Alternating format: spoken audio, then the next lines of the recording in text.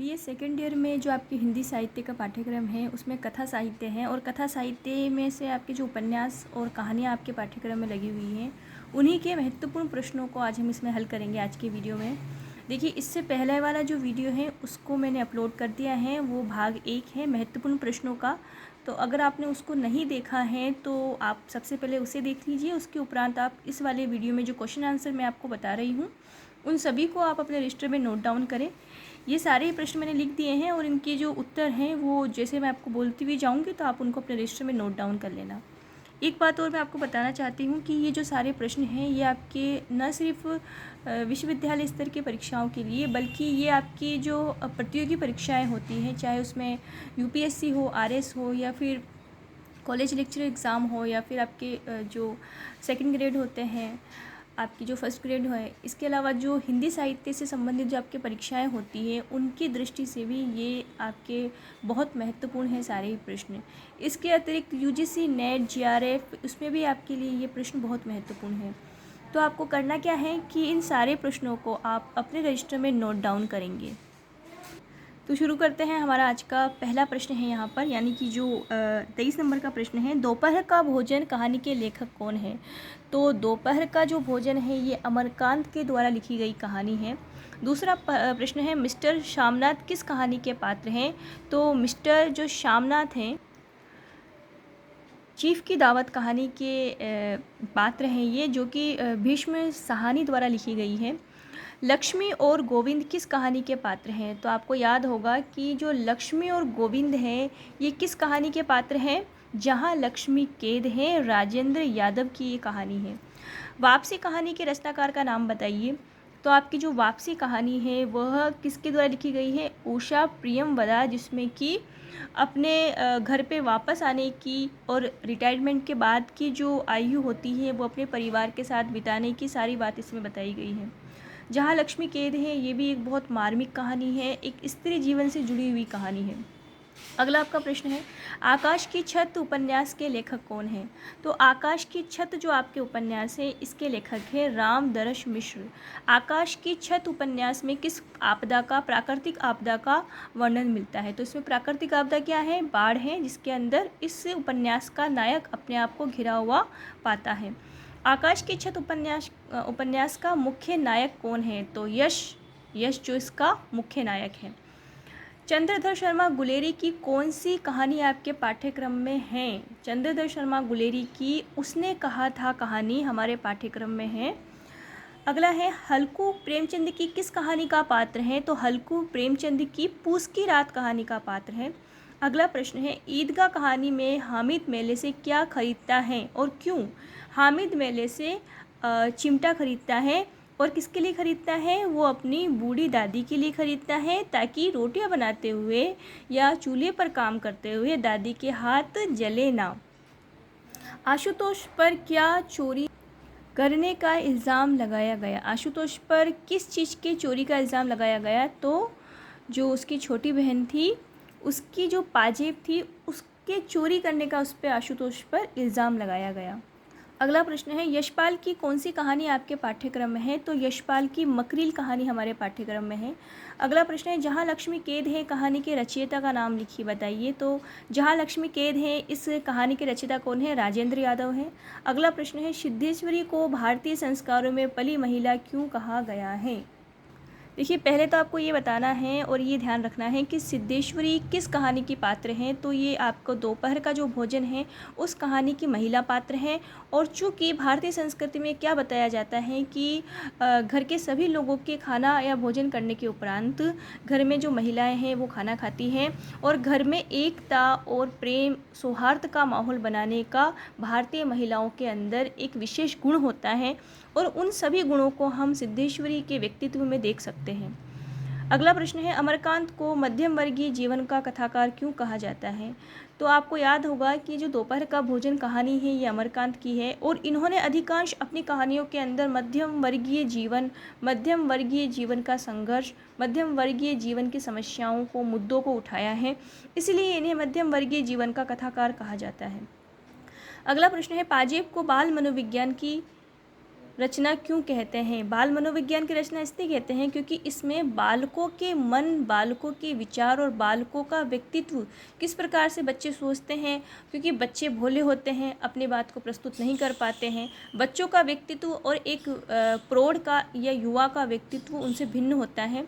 तो यहाँ पर आप देख सकते हैं मुन्नी है, आशुतोष है और जो उसका दोस्त है, उन सभी बालकों के अंदर जो बाल मनोविज्ञान है, जो बाल चित्त हैं, उसके हमें दर्शन होते हैं। बालक किस प्रकार से व्यवहार करते हैं जब उन पे कोई इल्ज़ाम लगाया जाता है, किस प्रकार से वो अपनी बात रखते हैं या नहीं रखते हैं, तो वो सारी ही बातें हमें पाजेब कहानी में देखने को मिलती है। अगला प्रश्न है, जयशंकर प्रसाद की गुंडा कहानी के मुख्य पात्र का नाम बताइए। तो गुंडा कहानी जो है इनकी जयशंकर प्रसाद की, इसके मुख्य पात्र कौन है? नन्हकू सिंह इसके मुख्य पात्र हैं, जो कि इस कहानी में गुंडे का उन्होंने इस कहानी में वो गुंडे के रूप में सामने आते हैं। अगला प्रश्न है, चंपा जयशंकर प्रसाद की किस कहानी की पात्र है? चंपा आकाशदीप कहानी की महिला पात्र है। चीफ की दावत कहानी में शामनाथ की महत्वाकांक्षा क्या थी? चीफ की दावत जो कि जिस कहानी में ये बताया गया था, शामनाथ बहुत महत्वाकांक्षी व्यक्ति हैं। उन्हें महत्वाकांक्षा थी कि उनके घर पे जो उनके चीफ आएंगे, उनके बॉस आएंगे, वो उनकी मेहमान नवाजी से खुश होकर उनका प्रमोशन कर देंगे, उनके पैसे बढ़ा देंगे, उन्हें ऊंचा ओहदा दे देंगे। तो इस प्रकार की महत्वाकांक्षा को लेकर वो अपने घर पे चीफ को इनवाइट करते हैं और इसी की पूर्ति के लिए वो अपनी बूढ़ी माँ को भी उनके सामने लाने नहीं देना चाहते, परंतु परिस्थितिवश बूढ़ी माँ के माध्यम से ही शामनाथ का प्रमोशन होता है, क्योंकि चीफ बूढ़ी माँ के व्यक्तित्व से, उनके व्यवहार से बहुत खुश होते हैं। तो ये सारी बातें हम जो चीफ की दावत है इस कहानी में हमने पढ़ी है। अगला प्रश्न है, उसने कहा था कहानी की प्रसिद्धि के 2 कारण बताइए।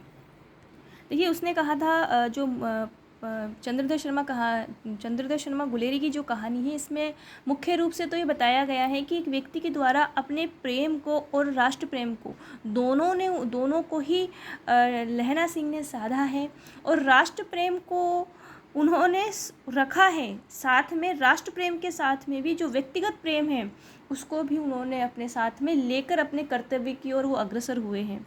दूसरी बात इसमें यह है कि उस समय, जिस समय ये कहानी लिखी गई, उस समय इतनी उत्कृष्ट कोटि की रचना कहानी के क्षेत्र में नहीं आई और जिस स्तर पर जो संवेदना इस कहानी में हमें देखने को मिलती है, भाषा के स्तर पर, चाहे संवेदनाओं के स्तर पे, चाहे भाव के स्तर पे, हर स्तर पर ये कहानी महत्वपूर्ण है और यही इसकी प्रसिद्धि का आधार है कि जो इसकी भाषा शैली है और जो भाषा का जो प्रयोग है, भाषा का जो उतार चढ़ाव है, यानी कि जो सूक्ष्म भावनाएं हम अपने व्यक्तिगत जीवन में देखते हैं, वो सारी सूक्ष्म भावनाएं पंडित चंद्रधर शर्मा गुलेरी ने अपनी इस कहानी में डाल दी है। और इसी वजह से जब भी हम इस कहानी को पढ़ते हैं तो अनायास ही हमारे मन के अंदर एक टीस से उठती है लहना सिंह के नहीं रहने की, उसकी प्रेम की जो अधूरी कहानी है उसकी, और लहना सिंह ने किस प्रकार से अपना कर्तव्य पूरा किया और किस प्रकार से उसने ये कर दिखाया और उसने अपने कर्तव्य का पालन करते हुए ये कहा कि उसने कहा था, ये उसको कह देना, किसको? सूबेदारनी को, कि उसने कहा था वो मैंने कर दिया है। तो इतनी सूक्ष्मता कहानी में, भावों की इतनी सूक्ष्मता हमें इस कहानी में देखने को मिलती है। तो इसी वजह से ये कहानी इतनी प्रसिद्ध हुई है कि कालजयी कहानी हम इसे कह सकते हैं, कि उस समय से आज दिन तक भी इस कहानी को पढ़ा जाता है और पढ़ाया जाता है और एक उदाहरण के रूप में प्रस्तुत किया जाता है।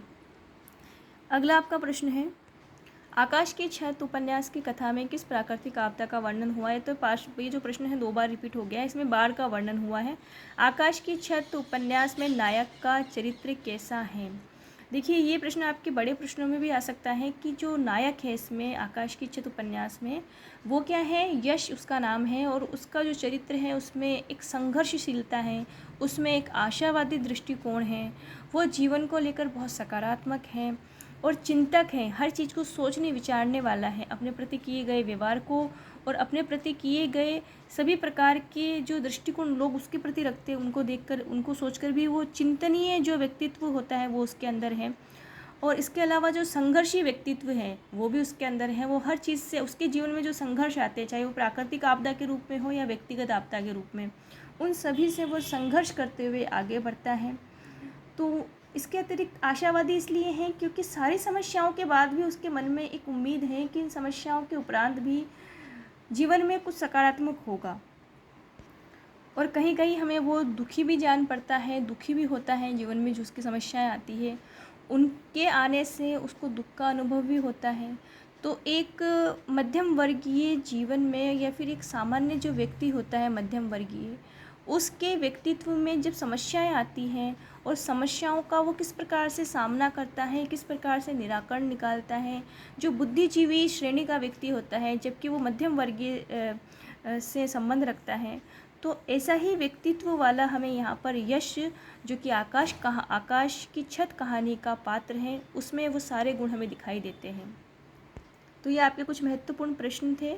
इन सारे प्रश्नों को आप रजिस्टर में नोट डाउन करेंगे और इनको अच्छे से तैयार करेंगे, क्योंकि ये सब प्रश्न आपके एग्ज़ाम के लिए बहुत महत्वपूर्ण हैं और संभावित प्रश्नों की श्रेणी में आते हैं।